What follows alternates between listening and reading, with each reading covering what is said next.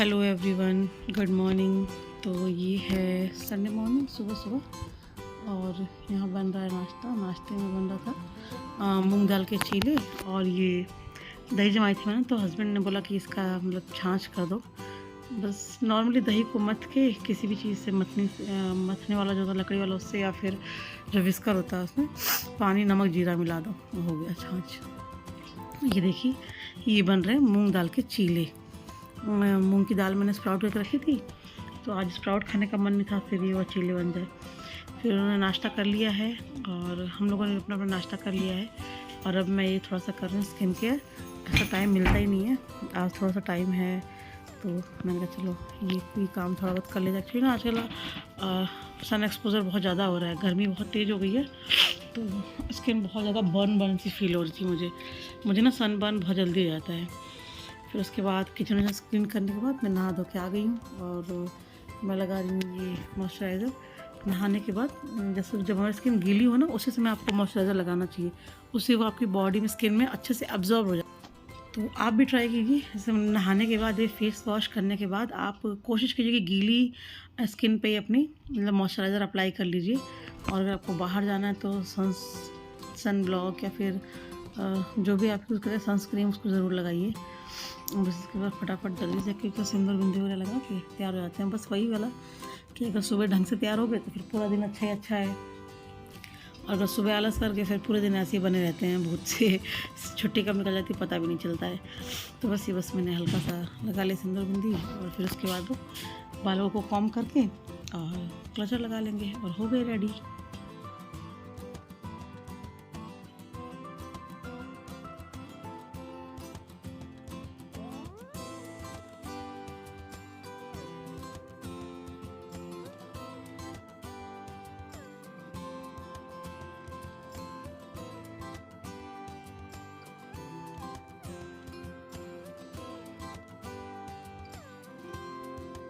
11 बजे बस हस्बैंड तैयारी कर रहे हैं। देखिए वंशु अपना एनर्जी ड्रिंक इसमें ग्लूकॉन डी मिला के लेके जाता है। एक नॉर्मल वाटर ले आता है वो, और एक ग्लूकॉन डी वाली हमेशा नहीं ले आता, जिस दिन उसका मन होता है उस दिन ले आता है।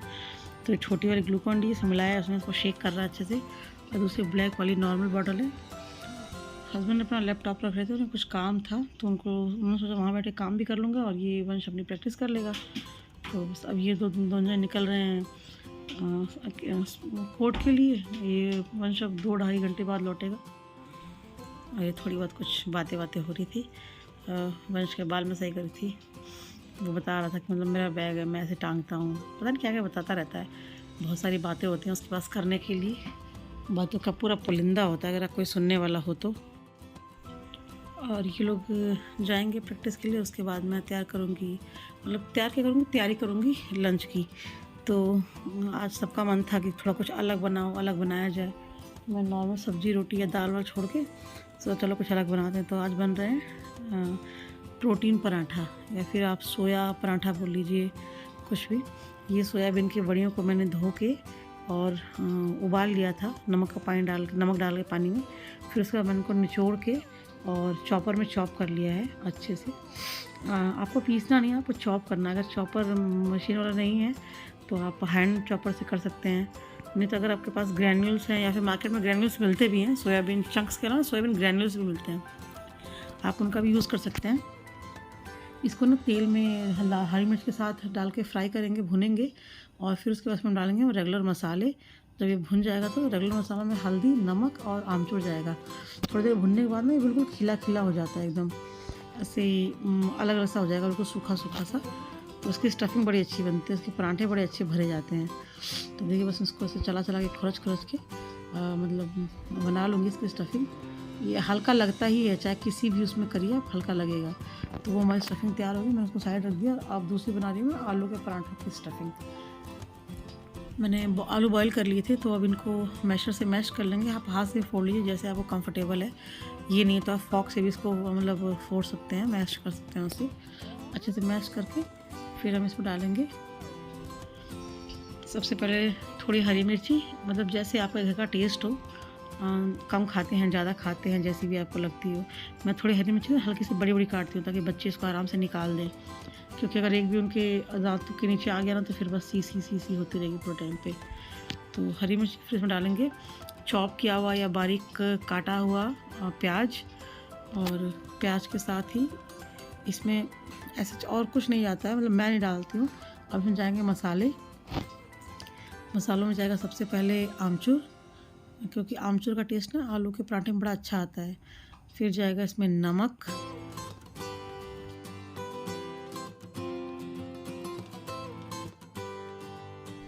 नमक के बाद इसमें जाएगा लाल मिर्च, और इसके बाद बस हम इसे अच्छे से मतलब मिक्स कर लेंगे पूरे इसको, बैटर को। आप चाहे तो चम्मच से या फिर हाथ से, जैसे आप कंफर्टेबल वैसे मिक्स कर लीजिए। आप अगर चाहें तो मसालों में भुना जीरा भी डाल सकते हैं, मैं नहीं डालती हूँ क्योंकि मुझे उसका टेस्ट इस सब मसाले में पसंद नहीं आता। आलू के मतलब आलू के पराठों में इनको सिंपली ऐसे ही अच्छा लगता है। तो ये दोनों बैटर बना के हमने रख लिया साइड में।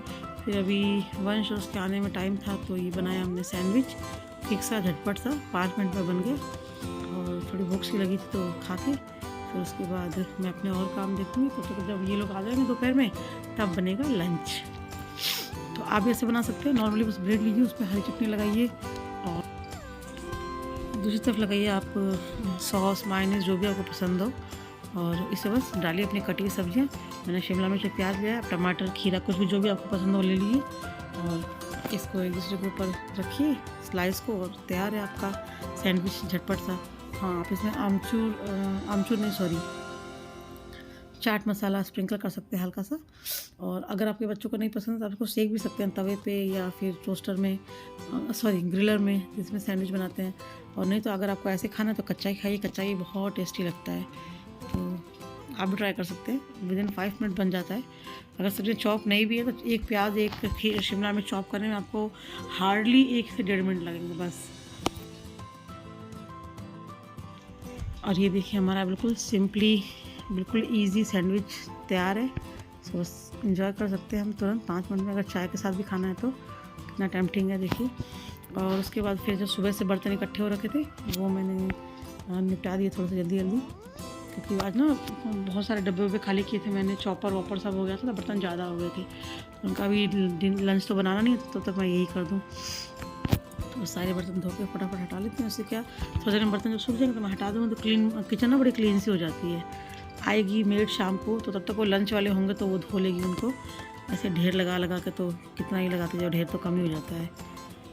बर्तनों का तो कोई अंत ही नहीं होता। किचन में जितने हों उतने यूज़ हो जाते हैं, जितने ना हों उतने, मतलब ऐसा नहीं कभी आपको ऐसा लगेगा किचन में बर्तन ज़्यादा हो रहे हैं, ऐसा कभी लगता ही नहीं है। बस एक बार लगेगा जब आप धोने जाओगे तब, उसके अलावा ऐसा कोई टाइम नहीं होता जब आपको ये लगे कि किचन में बर्तन ज़्यादा हैं। हर वक्त लगेगा कि अरे ये नहीं है, वो नहीं है, ऐसा नहीं है, वैसा नहीं है, बड़ी कढ़ाई है, छोटी नहीं है, छोटी कढ़ाई है, बड़ी नहीं है। सबको सबके घर का एक ही हाल है, सेम। अगर कोई है जिसको ऐसा लगता है कि किचन में बर्तन ज़्यादा हैं तो प्लीज़ कमेंट में बताना। तो बस ये फटाफट मैंने सारे देखिए आप, ये सिर्फ सुबह से चाय और ब्रेकफास्ट के बर्तन है, इतने ही है। इसे अभी लंच किसी ने नहीं किया है। तो फटाफट बर्तन निपटा के फिर उसके बाद थोड़ी देर में, तो अभी हस्बैंड के आने में टाइम है, तो इसके बाद मैंने छेड़ा अपना सफाई अभियान। सफाई अभियान की शुरुआत होती है ऑलवेज़ किचन से। तो सबसे पहले किचन, क्योंकि मैंने सारी प्रिपरेशन की है ना अभी, तो स्टफिंग वगैरह बनाई है, तो सब जो भी है गिरा विरा उसको क्लीन कर लेते हैं। तो बस पराठे सेकने का और काम रहेगा खाने का, तो ज़्यादा बर्तन नहीं होंगे, प्लेट व्लेट तवा ववा होगा बस। चटनी वटनी सब बना के मैंने बिल्कुल रेडी कर दी है। तो किचन की सफाई, इसके बाद चलेंगे अंदर कमरे में। आज मुझे बेड साइड टेबल क्लीन करना है अपना, बहुत मैसी हो गया, बहुत दिन से सोच रही हूँ कर दूँ, टाइम ही नहीं मिलता भूल उसके लिए। तो आज उसी का नंबर है। किचन हो गई चकाचक एकदम क्लीन, सब सॉर्ट है। अब हमारा किचन एकदम प्रिपेयर है, लंच बनना है बस इसमें। आगे देखिए मैं आ गई बेडरूम में, बेड साइड टेबल क्लीन कर रही हूँ। इस टेबल में ना मेरे 3 ड्रॉअर हैं, सबसे ऊपर और बीच वाली तो ऐसी मतलब हर वक्त किसी चीज़ के लिए यूज़ हो जाती है, मोस्टली घड़ी और मिसलेनियस जो भी आइटम होता है वो रखने काम आती कुछ भी।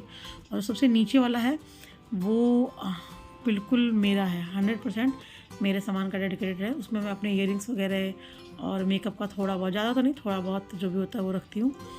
मेरी क्लिप्स पिन्स ये सब रहते हैं, मेरी मतलब जो भी आर्टिफिशियल ज्वेलरी है सारी मैं उसी में रखती हूँ। तो सबसे पहले ये फर्स्ट ड्रॉर सॉर्ट कंप्लीट। फिर उसके बाद मैंने शुरू किया सेकंड ड्रॉर में ये ना कुछ फ़ोटो फ्रेम्स हैं जो मतलब गिर गए थे, किसी का कांच टूट गया, किसी का फ़ोटो ख़राब हो गया, तो मैंने ना फेंका नहीं है इनको, मैंने इनको रखा है डीआईवाई करने के लिए। पता नहीं कब टाइम मिलेगा, कब करूँगी, लेकिन बहुत ज़्यादा स्टफ़ नहीं, एक्चुअली ना सारी फ़ोटोज़ ये वंश की हैं, तो मुझे इनको दोबारा से मतलब प्रिपेयर करके चाहे कैसे भी लगाना है। एक का कांच टूट गया है, फ्रेम टूट गए हैं सारे, कांच किसी का नहीं टूटा है, फ्रेम टूट गए हैं इसके साइडों में जो फ्रेमिंग होती है, कांच भी सलामत है, उसके पीछे जो हार्डबोर्ड लगता है ना वो भी सलामत है, सब कुछ। तो कुछ सोचूंगी मैं, कभी टाइम मिलेगा, छुट्टियाँ वुट्टियाँ होंगी समर वेकेशन, तो उसमें देखेंगे। देखिए आप, ये स्टैंड भी इसमें दिख रहा है जो फ़ोटो में लगता है, तो है सब कुछ, सारी चीज़ें रखी हुई हैं। बस मेरे को उसको मतलब कुछ नए तरीके से असेंबल करना होगा, मैं कुछ देखूँगी, डीआईवाई करूँगी, तो आपको दिखाऊँगी ज़रूर से। और ये ड्रॉर साफ़ करके सारा सामान फिर से अरेंज कर देंगे सही तरीके से, तो थोड़ा नीट एंड क्लीन रहेगा। और ड्रॉर क्लीन करने के बाद मैं जो भी सामान है जो मतलब मुझे लग रहा है कि फ़र्स्ट ड्रॉर में नहीं होना चाहिए, सेकंड में उसकी ज़रूरत है, मतलब फर्स्ट में ना वो रहता है जिसकी ज़रूरत बार बार पड़ती है, और मैं सेकंड में वो रखती हूँ जो कभी कभी ज़रूरत हो खोलना पड़े। अभी देखिए ये क्या हुआ, इस बार मैंने इसको बंद किया तो ये अटकने लग गया, मुझे समझ में नहीं आता क्यों अटका, नीचे कोई सामान फंस रहा है, क्या हो रहा है। फिर मैंने पूरा ये मतलब शेल्फ बाहर निकाल दिया, निकाल के बाहर फिर बंद किया उसको, तो ये इजीली चला गया। फिर जब दोबारा लगा के मुझे लगा कुछ अटक रहा है इसमें से नीचे से, तो मैंने सारे डब्बे भी निकाल दिए जो भी मेरे को अटकने की संभावना थी कि क्या फंस रहा होगा नीचे, इसमें कुछ समझ में नहीं। एक बार ऐसे ना मेरा एक डब्बा टूट गया था इसमें ज़बरदस्ती करने के चक्कर में। देखिए ये ऐसे जा रहा है, लास्ट का थोड़ा सा बच जा रहा है, तो इसने ड्रॉर ने मुझे बहुत परेशान किया, तो मैं उसको उसी स्टेज पे छोड़ के आ गई। ये लोग आ गए थे तो उनको पहले लंच कर लें, ऑलरेडी 1:30 बज गया था, तो अभी बन रहे हैं पराठे। अब पहले मैंने बनाया न्यूट्रेला के पराठे, और जब एक्चुअली न्यूट्रेला वाला जो मसाला बनाया था ना स्टफिंग, वो मुझे कम लग रही थी, इसलिए मैंने आलू की तैयार की थी स्टफिंग। तो पहले न्यूट्रेला के बनाए, जितने न्यूट्रेला के हुए उतने सबने खाए, फिर उसके बाद मतलब कम पड़े तो बाद में मैंने आलू वाले 2-4 पराठे बना ली थी। न्यूट्रेला वाले बहुत टेस्टी लगते हैं, बहुत ज़्यादा टेस्टी, घर में वंश को तो बहुत ज़्यादा पसंद है, हाई मतलब एक्सट्रीम पसंद है उसको न्यूट्रेला के पराठे। तो बस कुछ करना नहीं है, बहुत आराम से स्टफिंग बनाई थी वो आपने देखी है। बस उसको एक लोई लेके उसको हल्का सा बेल के और उसमें बस स्टफिंग भरनी है, उसको बेल देना है। और ये भी नहीं कि ये मतलब गीला होता है तो स्टफिंग कहीं से फैलेगी बिखरेगी। हाँ, ये जो आपको फूटा हुआ दिख रहा है ना, ये मेरी वो प्रॉब्लम है कि जब तक मैं मेरे पराठे में से स्टफिंग झाँकने ना लग जाए तब तक मैं उसमें स्टफिंग भरती रहती हूँ। ये देखिए हमारा टेस्टी न्यूट्रेला का पराठा एकदम रेडी है। सब लोग, सबसे पहले मेरे हस्बैंड को खिलाया, फिर अपना कुछ काम करने चले गए थे वो, फिर उसके बाद हम तीनों अपना अपना खा रहे हैं। वंश मेरे साथ ही है, नेहा भी अपना खा रही है। तो मैं हमेशा ना स्टफिंग बहुत ज़्यादा भरती हूँ पराठों में, बहुत, जितनी लोई होती है ना आटे की उसकी जस्ट डबल स्टफिंग होती है। मैं कभी आपको दिखाऊंगी स्टफिंग भर के बेलते हुए, बस मैंने कैमरा मतलब तवे पे फोकस कर रखा था, उस साइड किया ही नहीं था, नेक्स्ट टाइम दिखाऊंगी। फिर बस ये हो गया हम लोगों का सबका। दोबारा से मैं वहीं ड्रॉर पे आ गई हूँ और उसको मैंने किसी तरह सेट कर दिया, सारा सामान निकाल के उसमें थोड़ा सामान रखा है जिसकी ज़रूरत बार बार ना पड़े, क्योंकि मुझे समझ में आ गया था कि इसका जो ना स्लाइडर है वो ख़राब हो गया है। अब कारपेंटर को बुलाना पड़ेगा, लंबा काम है, तो जब आएगा कारपेंटर किसी और काम के लिए तभी करेगा। और ये है मेरा पर्सनल ड्रॉर, इसमें सारा रहता है मेरे नेल पेंट्स और मतलब मेरे हेयर मतलब जो भी मेरी एसेसरीज़ है, आर्टिफिशियल जो भी मेरे इयरिंग्स वगैरह हैं या फिर बैंगल्स वगैरह हैं, सब मेरे इसी में रहती हैं। तो अब इसकी सफाई का टाइम है, इसको भी कभी कभी बेचारे को हाथ लग पाता है, लेकिन इसमें इतना होता है कि मैं कोई भी सामान अगर खुला भी गिरा दूँ ऐसे ही तो मेरा वो सामान उसी में पड़ा रहता है हमेशा, मतलब कहीं इधर उधर नहीं जाएगा। और ये जो डब्बे दिख रहे हैं आपको, ये सारे काजू कतली के डब्बे हैं मेरे, ये मुझे बहुत पर्सनली बहुत पसंद है। तो इनमें मैं ना मतलब जो डब्बे आते हैं मिठाई के लिए वो तो आते हैं, जब ये मिलते हैं ना दिवाली पर ही मिलते हैं रिलायंस फ्रेश में, तो मैं स्पेशली 2-3 डब्बे लाती हूँ सिर्फ डब्बा यूज़ करने के लिए, मुझे बहुत ज़्यादा पसंद है ये डब्बे, मुझे बहुत अच्छे लगते हैं। तो उसमें मेरे नेकलेसेस वगैरह रखे हैं उसमें। और ये डब्बा है, ये पूरा मैंने ये मीशो से मंगाया था, मैंने 200 कुछ रुपये का आया था। और ये ईयरिंग्स लगने के लिए बेस्ट चीज़ मतलब डिवाइडर वाला ये बॉक्स है ईयरिंग्स के लिए। मैं इसी में रखती हूँ। बड़ी इयरिंग्स के लिए मैं एक वो निकाल के इसका बीच का डिवाइडर बड़ा स्पेस बना लेती हूँ, और छोटी तो खैर आई जाती है छोटे छोटे में। तो अभी जो मैं कुछ दिनों पहले आई थी ना मेले से खरीद के इयरिंग्स, वो सारी ना उसके ऊपर का जो ये स्पेस मतलब जो होता है ना टांगने वाला, इसकी वजह से ना पूरा आ नहीं रहा था उसमें, तो मैंने सारे ये ऊपर का जो एक्स्ट्रा था जितना सा कट करके उसको छोटा कर दिया साइज़ में, अभी आराम से इजीली आ जाएगा उसमें। और ये कुछ इयरिंग्स मैंने निकाले जो मुझे डिस्कार्ड करने, मतलब पहनती नहीं हूँ मैं, मुझे अच्छे नहीं लगते या सूट नहीं करते, सब में कुछ मुझे प्रॉब्लम है, तो बस उन्हें डिस्कार्ड कर देंगे और बाकी अपना सारा ईयरिंग का जो कलेक्शन है उसके बाद चेक कर लेंगे और फिर से सारा जमा देंगे सही से। और ये है कुंदन का ईयरिंग जो मुझे बहुत पसंद है। इसके ना 2 नग निकल गए हैं तो मुझे उन्हें चिपकाना है और एक जो निकला उसको उसमें नया लगाना है। ये देखिए, ये भी मैं 20 बार लाई थी।